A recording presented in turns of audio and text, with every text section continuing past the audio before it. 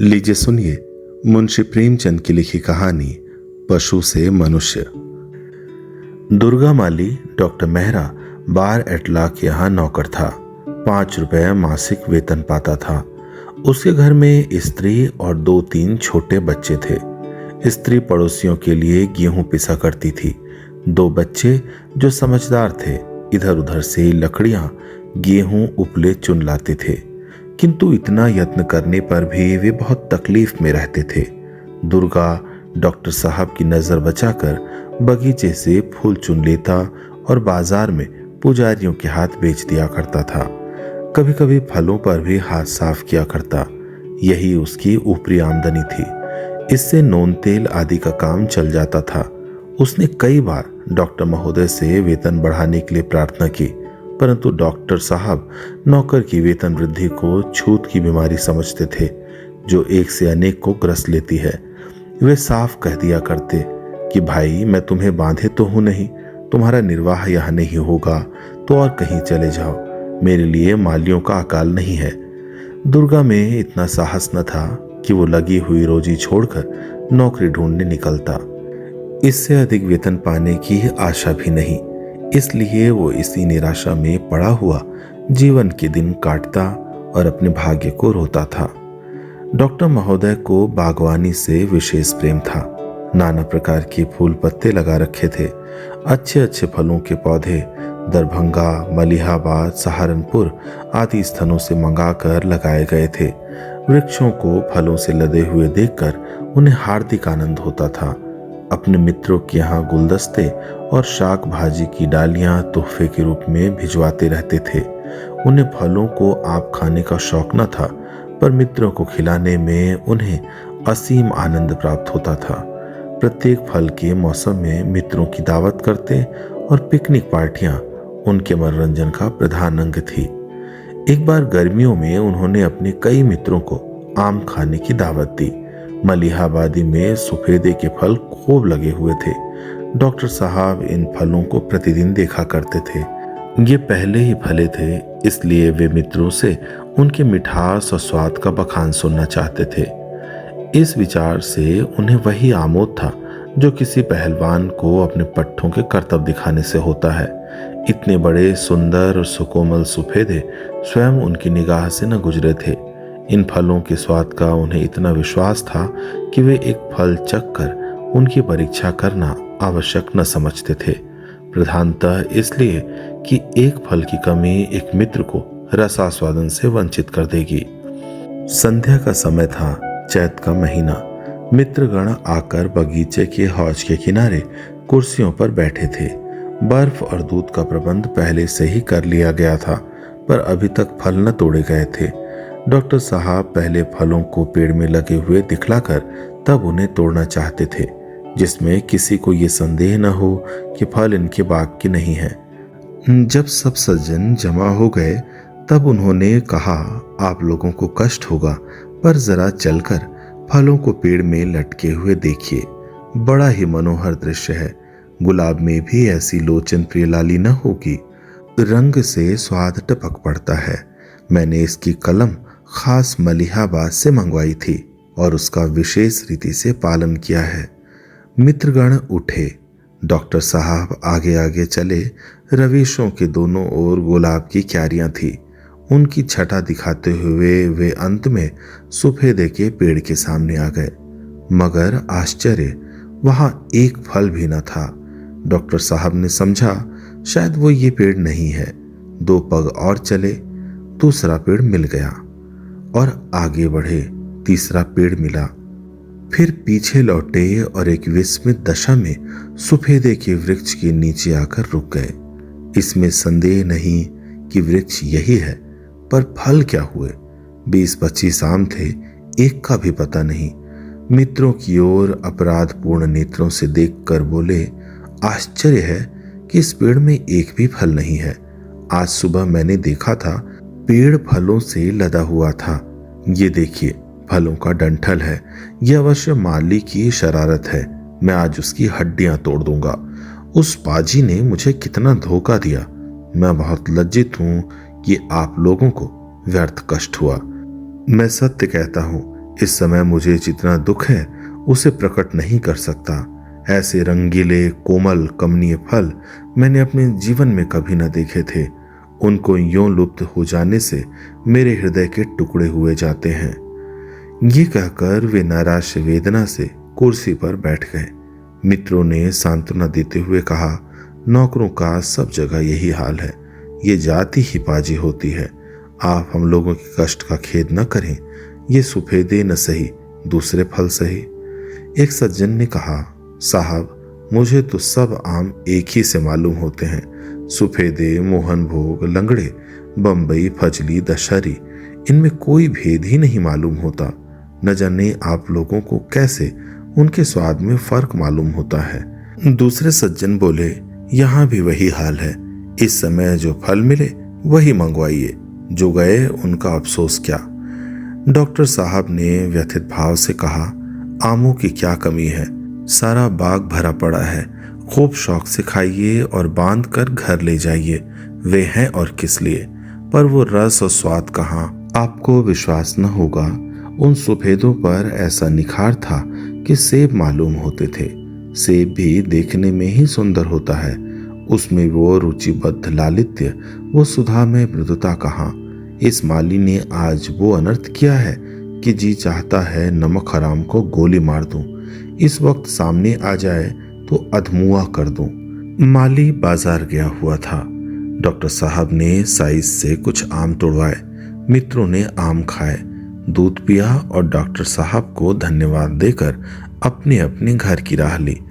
लेकिन मिस्टर मेहरा वहां हौज के किनारे हाथ में हंटर लिए माली की बाट जोहते रहे।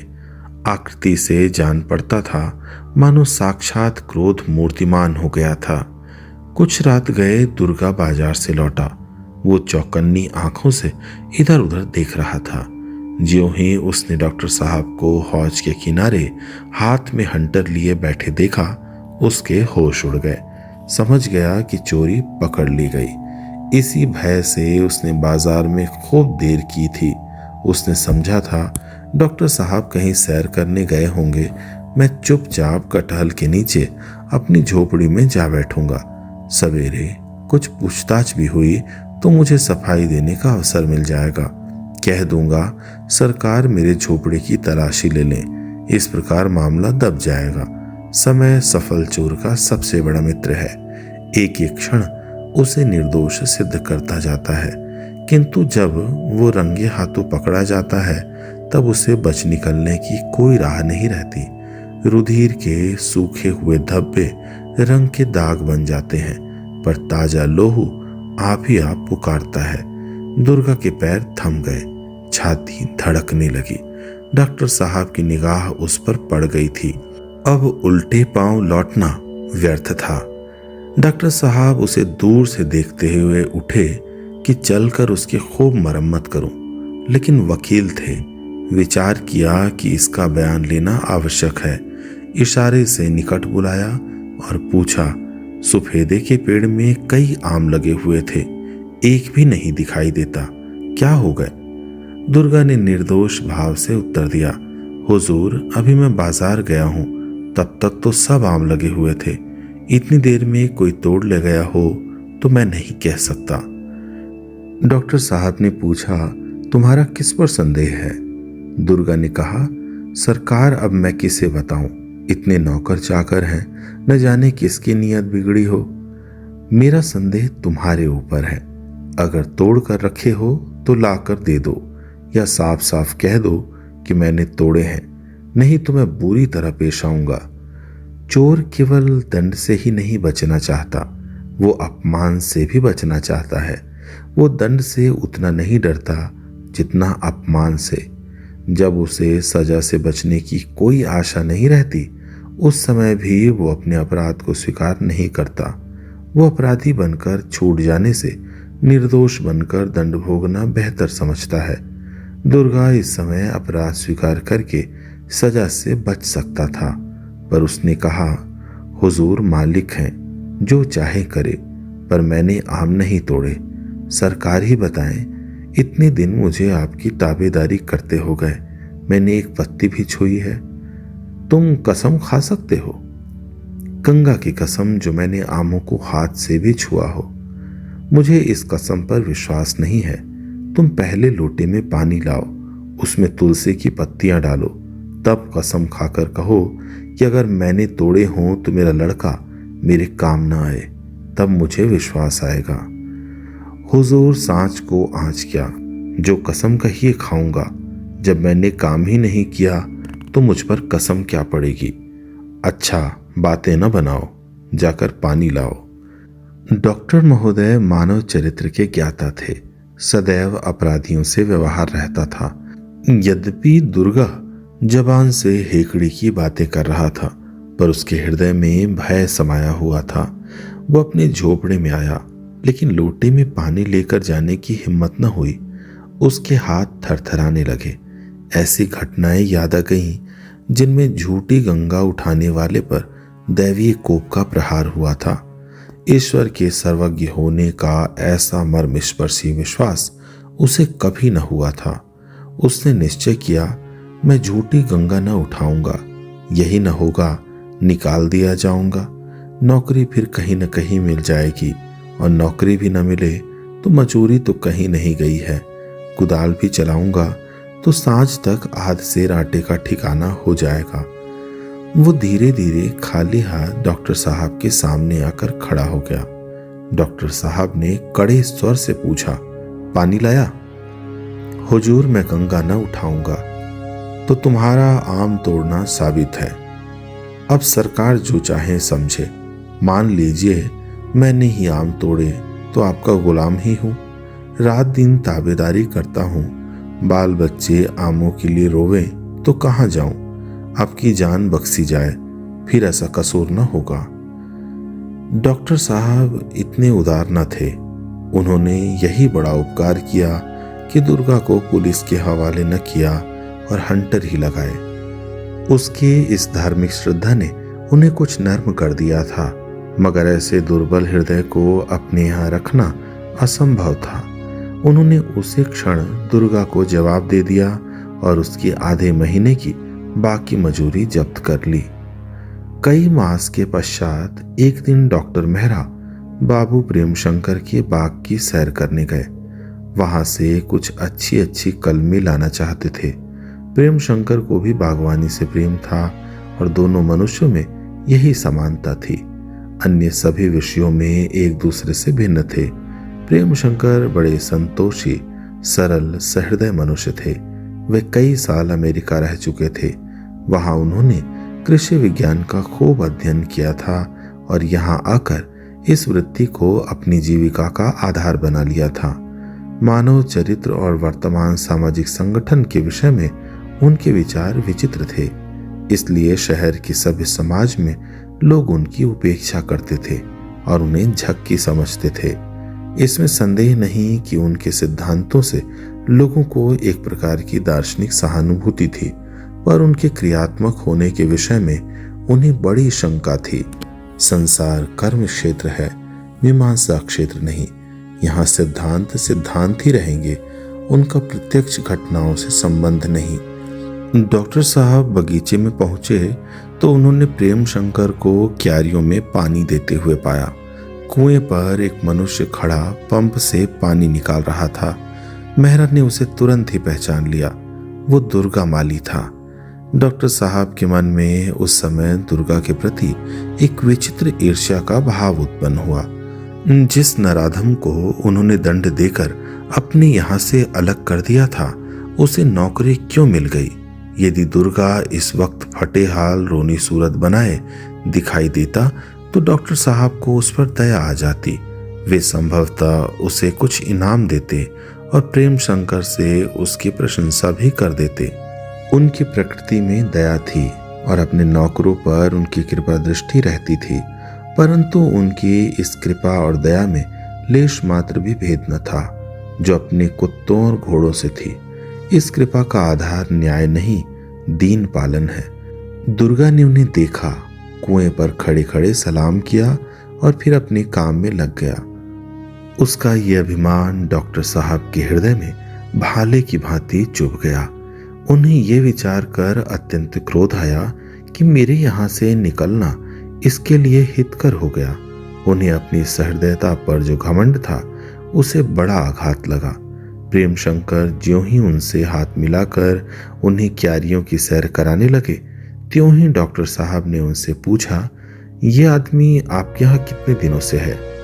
प्रेम शंकर ने कहा, यही 6 या 7 महीने होंगे। डॉक्टर ने कहा, कुछ नोच खसोट तो नहीं करता? ये मेरे यहाँ माली था। इसके हतलबकेपन से तंग आकर मैंने इसे निकाल दिया था। कभी फूल तोड़कर बेच आता, कभी पौधे उखाड़ ले जाता, और फलों का कहना ही क्या, वे इसके मारे बचते ही न थे। एक बार मैंने मित्रों की दावत की थी। मलिहाबादी सफेदे में खूब फल लगे हुए थे। जब सब आकर बैठ गए और मैं उन्हें फल दिखाने के लिए ले गया तो सारे फल गायब। कुछ न पूछिए उस घड़ी कितनी भद्द हुई। मैंने उसी क्षण इस महाशय को दुत्कार बताई। बड़ा ही दगाबाज आदमी है और ऐसा चतुर है कि इसको पकड़ना मुश्किल है। कोई वकीलों ही जैसा काइया आदमी हो तो इसे पकड़ सकता है। ऐसी सफाई और ढिठाई से ढुलकता है कि इसका मुंह देखते रह जाइए। आपको भी तो कभी चरका नहीं दिया? प्रेम शंकर ने कहा, जी नहीं, कभी नहीं। मुझे इसने शिकायत का कोई अवसर नहीं दिया। यहाँ तो खूब मेहनत करता है, यहाँ तक कि दोपहर की छुट्टी में भी आराम नहीं करता। मुझे तो इस पर इतना भरोसा हो गया है कि सारा बगीचा इस पर छोड़ रखा है। दिन भर में जो कुछ आमदनी होती है वो शाम को मुझे दे देता है और कभी 1 पाई का भी अंतर नहीं पड़ता। डॉक्टर ने कहा, यही तो इसका कौशल है कि आपको उल्टे छुरे मुंडे और आपको खबर भी नहीं। आप इसे वेतन क्या देते हैं? प्रेम शंकर ने कहा, यहाँ किसी को वेतन नहीं दिया जाता। सब लोग लाभ में बराबर के साझेदार हैं। महीने भर में आवश्यक व्यय के पश्चात जो कुछ बचता है उनमें से 10 रुपए प्रति सैकड़ा धर्म खाते में डाल दिया जाता है।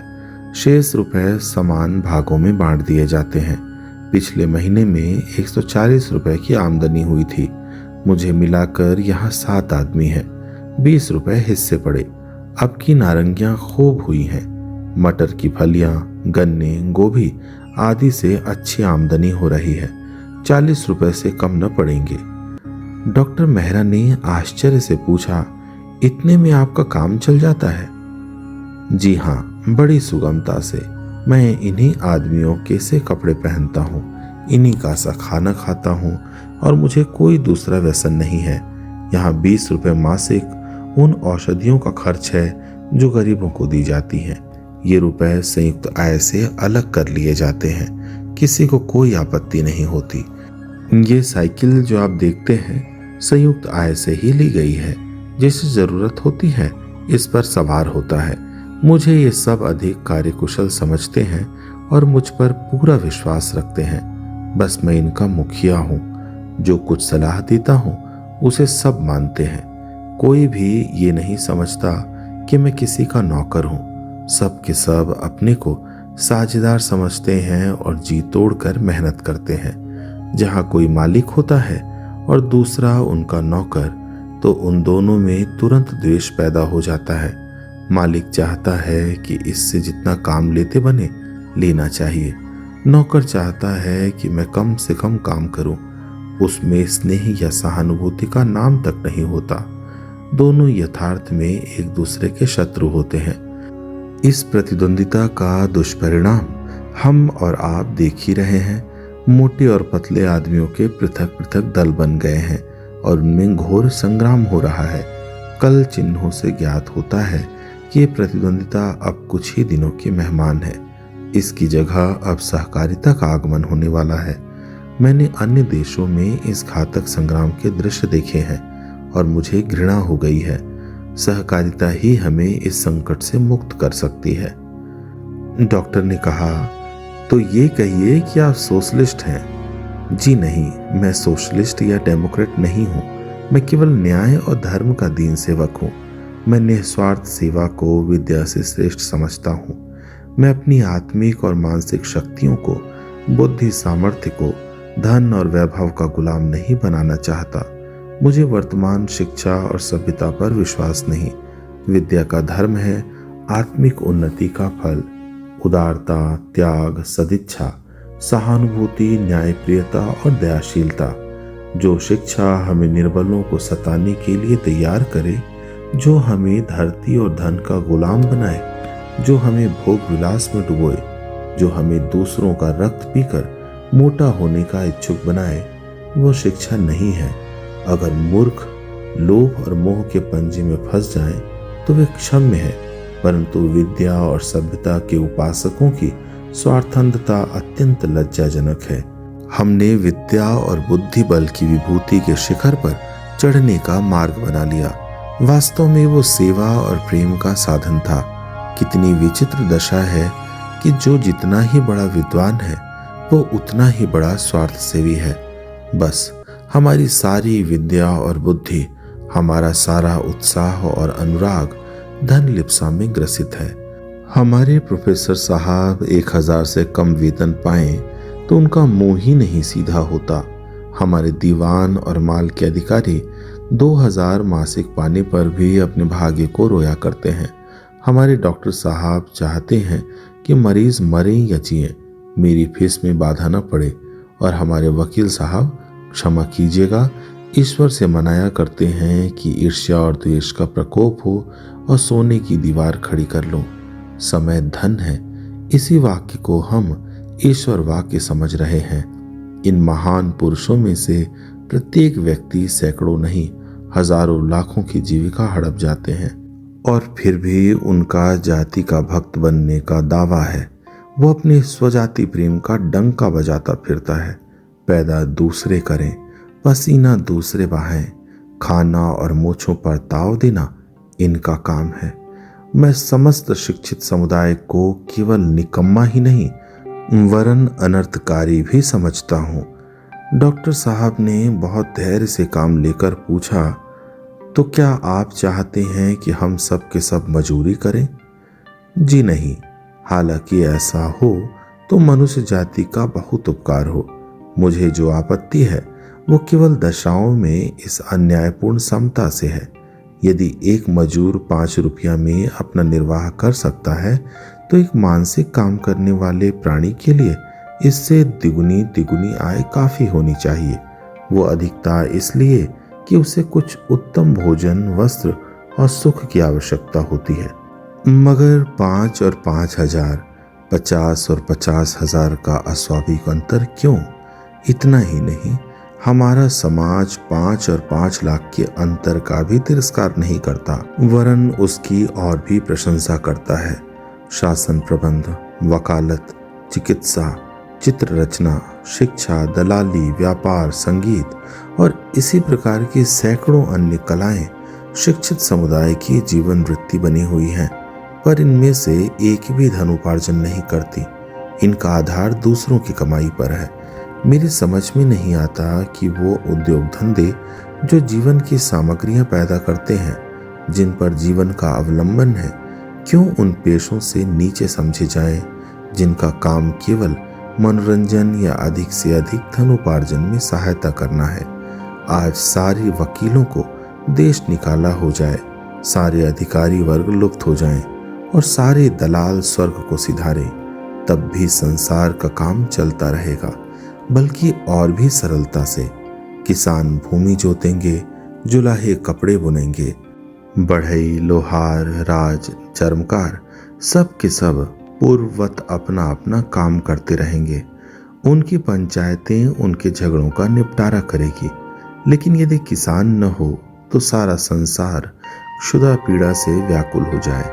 परंतु किसान के लिए 5 रुपए बहुत समझा जाता है और वकील साहब या डॉक्टर साहब को 5000 भी काफी नहीं। डॉक्टर ने कहा, आप अर्थशास्त्र के उस महत्वपूर्ण सिद्धांत को भूल जाते हैं जिसे श्रम विभाजन, डिवीजन ऑफ लेबर कहते हैं। प्रकृति ने प्राणियों को भिन्न भिन्न शक्तियां प्रदान की हैं और उनके विकास के लिए भिन्न भिन्न दशाओं की आवश्यकता है। प्रेम शंकर ने कहा, मैं ये कब कहता हूं कि प्रत्येक मनुष्य को मजूरी करने पर मजबूर किया जाए?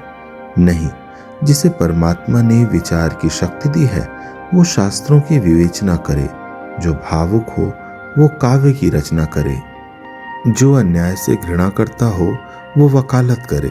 मेरा कथन ये है कि विभिन्न कार्यों की हैसियत में इतना अंतर न रहना चाहिए। मानसिक और औद्योगिक कामों में इतना फर्क न्याय के विरुद्ध है।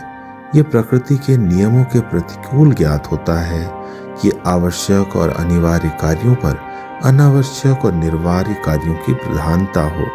कतिपय सज्जनों का मत है कि साम्य से बूढ़ी लोगों का अनादर होगा और संसार को उनके सद्विचारों और सत्कार्यों से लाभ न पहुंच सकेगा, किंतु वे भूल जाते हैं कि संसार के बड़े से बड़े पंडित, बड़े से बड़े कवि, बड़े से बड़े आविष्कारक, बड़े से बड़े शिक्षक धन और प्रभुता के लोभ से मुक्त थे। हमारे अस्वाभाविक जीवन का एक कुपरिणाम ये भी है कि हम बलात् कवि और शिक्षक बन जाते हैं। संसार में आज अगणित लेखक और कवि, वकील और शिक्षक उपस्थित हैं। वे सब के सब पृथ्वी पर भार रूप हो रहे हैं।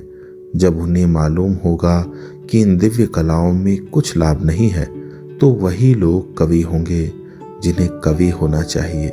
संक्षेप में कहना यही है कि धन की प्रधानता ने हमारे समस्त समाज को उलट पलट दिया है। डॉक्टर मेहरा अधीर हो गए।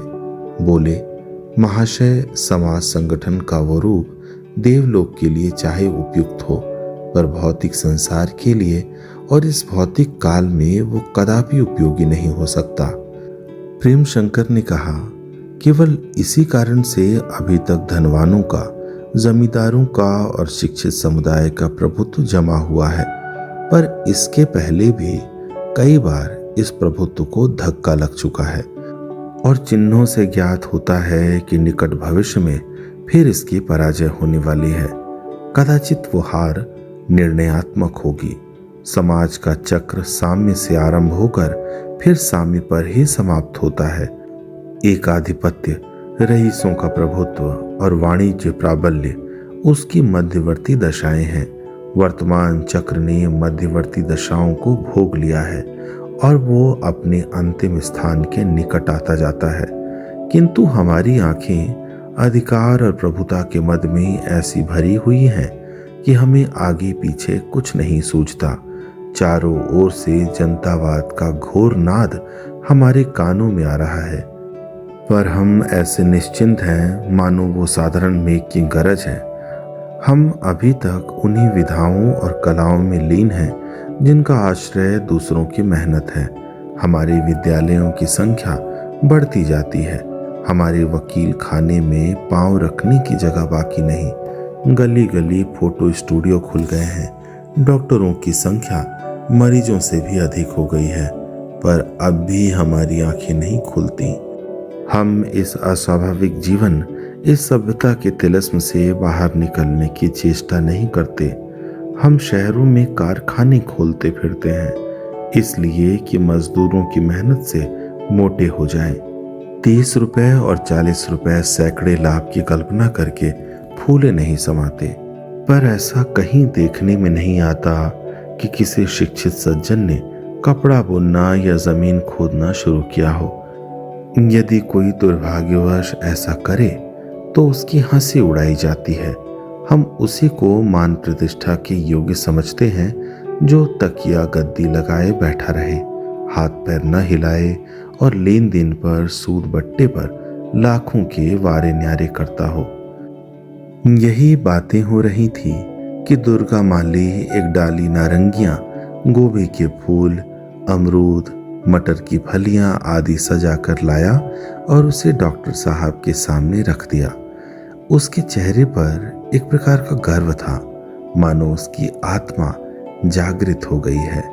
वो डॉक्टर साहब के समीप एक मोटे मोढ़े पर बैठ गया और बोला, हुजूर को कैसी कलमी चाहिए?